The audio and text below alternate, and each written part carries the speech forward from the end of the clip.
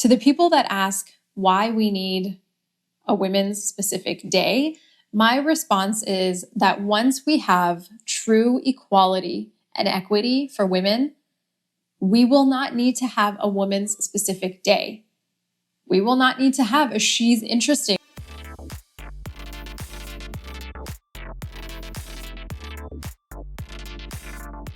Welcome to She's Interesting. I'm your host, Rashel Hariri. I'm an award-winning marketer, startup consultant, advisor, and the host of She's Interesting. I'm so excited to be recording in my dining room today. We're just going to take it easy. It's my comfort zone. I'm at home and I'm really enjoying it. So let's get started. This past week was Global Entrepreneurship Week, and just this past weekend was Women's Entrepreneurship Day. I think it's really important that we celebrate the impact that women have had on the world in a business sense and really shine a spotlight on the incredible work that women have been doing to advance us as a society. Now, I was on Twitter and I was on social media, and I did see some people asking why there needs to be a Women's Entrepreneurship Day or a woman's specific. I'll give an example, like, why do we have Women's Day? Why do we have Women's Entrepreneurship Day? What's the purpose and the point of having these women-specific days when it should all just be Entrepreneurship Week or Entrepreneur Day? I was reflecting on these questions that I discovered through Twitter or X, whatever you want to call it. And there's a reason why we celebrate and we highlight women. The reason why we do this is because we don't have equality. Things are not equitable for women just yet. We are so far from having equality for women in business and in entrepreneurship that some have said when we see equality and equity for women will be years after we're all long gone.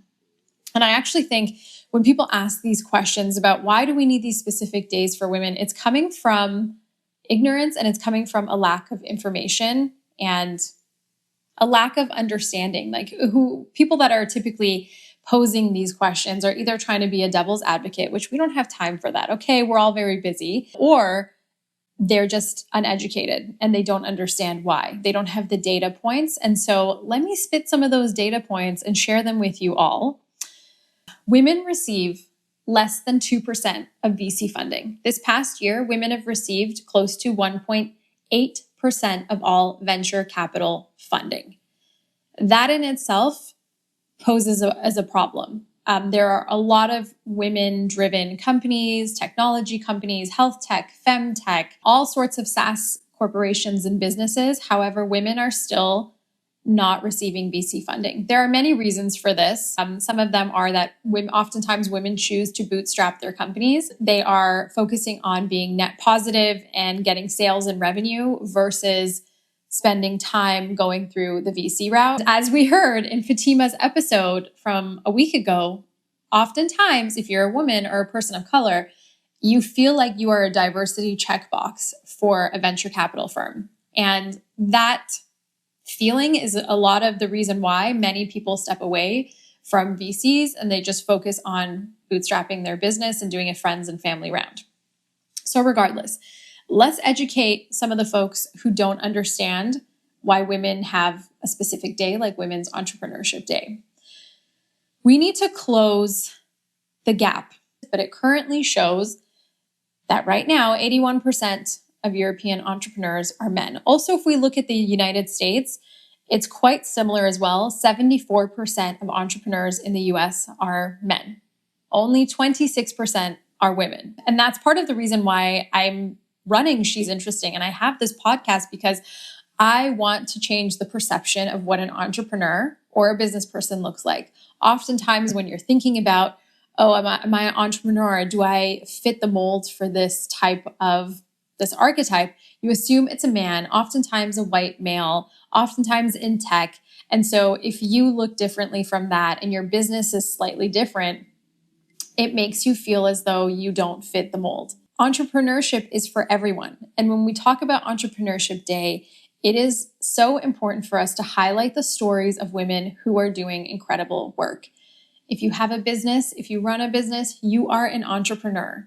The reason that we highlight and celebrate women's accomplishments for Entrepreneurship Day or Women's Entrepreneurship Day is that despite a current patriarchal system, gender and ethnic specific days are really important because there is inequality in the world. There's a lot of work that still needs to be done to drive equality and to encourage more women to get involved in entrepreneurship and running their businesses. It's something that I'm very passionate about. I also was having some great conversations this past week. I was speaking with different tech entrepreneurs, women investors, and we were talking a lot about the need to highlight the voices of women and to highlight their stories. She's Interesting, and what I'm creating is not just for women. She's Interesting is for everyone. The topics that we cover are about business, money, and well-being. 3 things that anyone can relate to. But the reason why it's called She's Interesting is because we're sharing business, money, and well-being stories from the point of view of women. And unfortunately, what some people think is that as soon as something is associated with women, that men no longer should tune in and listen. And I think that inherently is one of the biggest problems in our society. If you're in a relationship right now with a cis male, or it doesn't even have to be a cis male, ask him, go to your partner and ask him, who are 3 women that inspire you? And these 3 women can't be me. They can't be your sister. They can't be your mom. Who are 3 women who inspire you? Once you have that answer, come back to me and tell me what he said. Because chances are many men will struggle to find 3 women that truly inspire them. And I think that in itself shows that men are walking around in the world without thinking deeply about the impact that incredible women have on business and on our economy and in investments. And that is why consistently we see women being left behind. There's this kind of like this bros club when it comes to investing. There's a lot of men that are part of their own WhatsApp community groups where it's probably 99% men, and they share with each other, hey, there's a new business idea that's coming up. Who wants to invest? I've done the due diligence. Here's what it looks like. And they share with each other. They all invest and they continue to grow their wealth. They continue to learn from each other. Unfortunately, most of those WhatsApp groups have a very limited number of women. A friend of mine actually candidly told me recently that she was part of one of these WhatsApp groups with all these different men investors. And she is only one of 2 women in a group that is filled with 50 or so people. Now, some people may argue, oh, well, maybe there aren't that many women investors. There are. If you are from a large city like Toronto, there are. And also, these groups and these WhatsApp groups, these investor chats, they're not just city specific. Anyone can be included and added in them. But the problem is, if you think about the barriers to entry for women, we have a much higher uphill battle and we're fighting against a lot more because it's just not top of mind for a lot of men. So we need to infiltrate these groups. We need to be louder. We need to take up more space online. And we need to be okay with doing that. It's being very confident in yourself and what you know and what you don't know, and fighting that good fight so that your voice gets heard and so that you get included in these WhatsApp groups. As a woman, I want to see more examples of other women doing well. There is nothing more motivating to me than seeing the story of someone who's overcome adversity, someone who's created something from scratch, someone who has acquired a company and taken over. There is so much confidence I gain from learning about the other stories of women who have broke down barriers and made it to the top. For me, it reminds me that anything is possible for me, and it should do the same for you. Take these stories of women in your community, of women online, and learn from them. Use their lessons to build your confidence. I know that on a daily basis, we are bombarded. If you go on TikTok, if you go on Instagram, we are bombarded by images and content created for women and oftentimes by women. There's no hate or shame on it, but a lot of the content online that we're being served is specific to beauty, looking good, and taking care of our homes. I cannot express the amount of times I've gone online and it was a get ready with me and here's all the makeup I'm using. I can list the latest trend colors like red wine nails for the season. I know exactly what the best styles are for fall, winter apparel. And what I'm struggling to find is more information that is helping me to understand where I should be investing my money, how I can grow my businesses. That's what's the most important. When we're focusing on the wrong things and when the media that we're consuming and the content we're consuming is constantly distracting us in life, we are not going to get ahead just by knowing the right lipstick color for the season. We are going to get ahead by understanding where to invest our money, how to grow our businesses, and then how to support other women as part of our community. This is why She's Interesting exists. And this is why we have specific days like Women's Day and Women's Entrepreneurship Day, because we need to shift the narrative. We need to take up more space in the media to talk about what we bring to the table. There are two women whose content I love watching. I like watching them on YouTube. I love their LinkedIn posts, and I also really enjoy their TikTok and Instagram accounts. These two women are a great example to me of women who have successfully scaled businesses, made a lot of money, and are now taking that information they have and sharing it with other people. These two women, you may have heard of them before, are Codie Sanchez and Leila Hormozi. Codie Sanchez, I'm going to give you a little overview of each one of these women because I think their stories are really interesting. And like I said, I use the stories of other women to fuel me, to fuel my confidence, to fuel my motivation. And I'm hoping this does the same for you.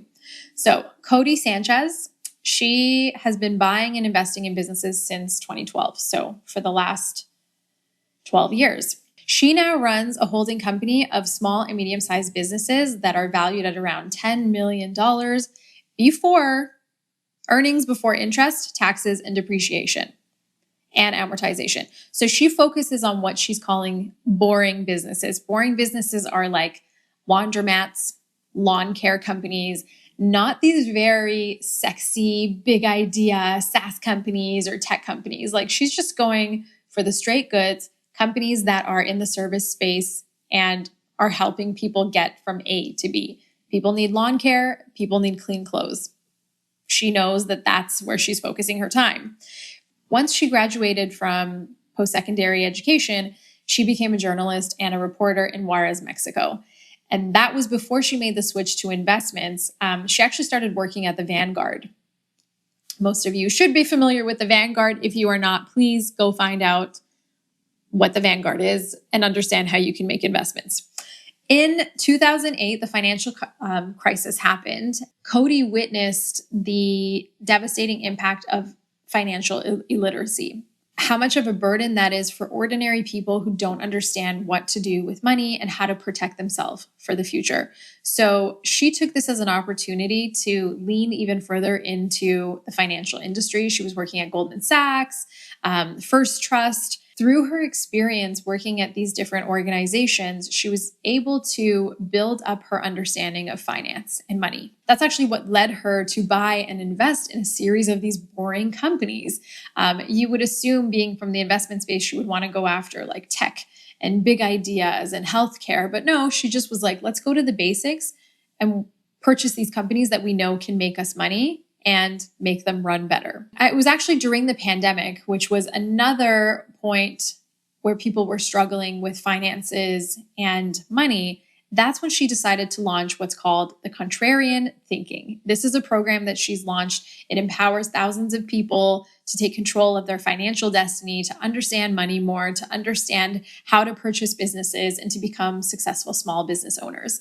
Her niche, I would say, is focusing on net positive small businesses. So definitely someone to check out. She's very outspoken. She's very focused on community, and she's very focused on providing advice on how you can protect yourself against recessions and how you can build your wealth through boring businesses. And I absolutely love that because I'm someone who loves big ideas and I love looking into tech companies. And after all, that's what I do as a startup consultant. And so her take on business is so different than how I was thinking of it. And I really enjoy watching her videos and learning from her. So I 100% recommend that you check her out. The next person is Leila Hormozi. Leila Hormozi is a first-generation American entrepreneur, investor, and she's a philanthropist.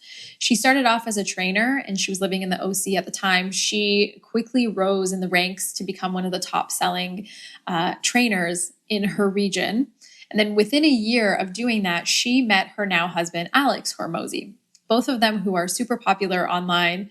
They have a mass following and they talk a lot about business and how they're growing their companies. What I like about Leila's story is that she met her now husband, Alex, together. They were kind of dating. They just met each other. And he asked her if she wanted to join him as part of his business. He was running this turnaround business where he would help gyms make more money and help them with their processes. And so she was kind of like, okay, let's try this. I'll see how this goes. I'm supposed to be dating this guy, but now all of a sudden we're going to be working together. It's kind of weird, but she went with it. And actually, after 4 years of working together, they had packaged up this business turnaround model that they had. And in 4 years, they were able to scale it and sell it to over 4,000 locations. So together, it's a very impressive story of how they built their relationship, created a business, and then also scaled and made a ton of money off of that. Over that same 4-year period, she founded and scaled a few other companies, over 100 million in, I believe, in cumulative sales across different industries of these companies that she was working on. But her expertise for Leila is more specific on scaling businesses and looking at the infrastructure of these businesses and how to grow and build, looking at the management systems, how to manage staff, culture, people, workplaces, things like that. And so I really enjoy her point of view on business. I mean, both her and Codie have a very direct and candid form of providing feedback on how to run a company, which I love because I think oftentimes online or in general, women are supposed to be more demure and a little bit more humble. But these two women are like, straight up, this is how I think about business. This is how I run my company. Now let's go make money together. I love seeing more women taking up space online. What I don't like seeing is the amount of criticism that they get for being so public with their lives and their experience and their businesses. Oftentimes, even behind closed doors, even over the last week, I've heard people make comments and even women make comments about other women and how they became successful and how they got to where they are. And it boggles my mind because I am so focused on supporting the journey of other women and having their back. Even if I don't know them and someone's being critical, I shut it down. It's very easy in our society to question women and to question how they received their success and to question if it was handed to them and to question their intelligence. And I think that it's so wrong. And we all need to come together and support each other more and each other's journeys and amplify what other women are doing and share it online. I mean, that's the only way that we're all going to continue to grow together. It's hard for me to sit in a room and hear women comment on another woman's success or journey and how she got to where she is in a negative way. It doesn't matter. Honestly, to me, it doesn't matter. If you are a woman and you are running a business and you are putting yourself out there and you are on social media and you're sharing your experience, full stop, I have your back. Because it's not easy to put yourself out there in public. It's not easy to show what you're doing behind the scenes when you don't know if things are going to end up being successful or not. And there's so much hate online. I got your back no matter what. And I think that's the attitude that we all need to bring to the table when we're talking about bridging the gap and creating more equality for women. It also starts from us, and we need to be there for each other. I hope that the stories of Leila and Codie inspire you, and I hope that you learn from these women. Often it's very easy to criticize these personalities that have a large following online, but I urge you, instead of criticism, lean in and learn from them and see what they've done to get to where they are. What can you learn from these women? What can you grasp from their confidence and use in your life? And how can you motivate yourself to keep going? Especially in this climate right now and the way the economy is, I am constantly looking for ways to motivate myself to keep going and to feel good about what I'm building, what I'm creating with She's Interesting, and what I'm doing for my clients as well. So I have 5 quick tips for you before we wrap up this podcast on how to stay motivated during the time of the year when we all just want to hibernate and cuddle with our pets, get under a blanket, and say see ya in the new year. The first thing I'm doing is I am working out 2 to 3 times a week. Now, for those of you who work out like 5 days a week, kudos to you. But for me, I need to have at least 2 to 3 days of movement. This could be reformer Pilates. This could be a 30-minute weights workout at home or running on my treadmill. Some type of movement to keep my energy level up, especially when the days are getting shorter and shorter and we have less and less sunlight. Move your body, stay fit and physical in order to not let the winter blues get you. I'm telling you, it's one of the best things that I could do for myself, and I recommend it. The second thing is a sunrise alarm clock. I don't know how I lived in Canada and got through these winters for so many years without a sunrise alarm clock. I just purchased one a couple of years ago, and it is a lifesaver. I will leave a link to the one that I have in the show notes for this episode. It's honestly a beautiful machine, and it wakes me up with a gentle sunrise and the sound of birds chirping. It takes me back to the summer mornings when I would wake up and it was bright and sunny and the birds were outside my window. It was beautiful. It takes me to my happy place, and it's a perfect way to wake up instead of my iPhone alarm clock that I want to throw at the wall every morning. The third thing I'm doing is I'm pulling away from caffeine. Caffeine for women in particular can create cysts in your body, in your breasts. So it's also not as good for you as many people claim that it is. I've been doing more research on caffeine, and I am scaling back significantly, and I'm only having caffeine during certain days in my cycle. I'm drinking a lot more water, and I'm focusing more on having electrolytes, which, by the way, is good for your skin, good for your organs, and it's just good for your overall well-being. So I'm trying to kick the habit of having so much caffeine. I hope that you will join me on this journey. Maybe we'll do like a 30-day no caffeine journey. Some of you are probably listening to this and being like, Rashel, you're insane. I'm not joining you. I love my cup of coffee. And that's fine. But for the few of you who are down for this idea, let me know, message me on social media, and let's do this 30 days of no caffeine together. Fourth thing on my list is I'm doing weekly check-ins with myself. As I mentioned before, I'm trying to do more of a cycle syncing method for my life moving forward. I used to do cycle syncing. I fell off the bandwagon, and now I'm getting back on it. For those of you who don't know, I can create a full video of what or podcast of what cycle syncing is and what it does for your body. But essentially, cycle syncing is when you take your food and your fitness and how you are living your life, the appointments you have, the meetings you have, etc., and you are organizing them so that it matches your cycle. It's such a great hack to live your life. I think more women should be cycle syncing. It is great for your skin. It's great for your hormones. If you have hormonal acne, if you cycle sync your foods and you decrease your caffeine at certain times of your cycle, it's much better for your body. So I highly recommend doing this.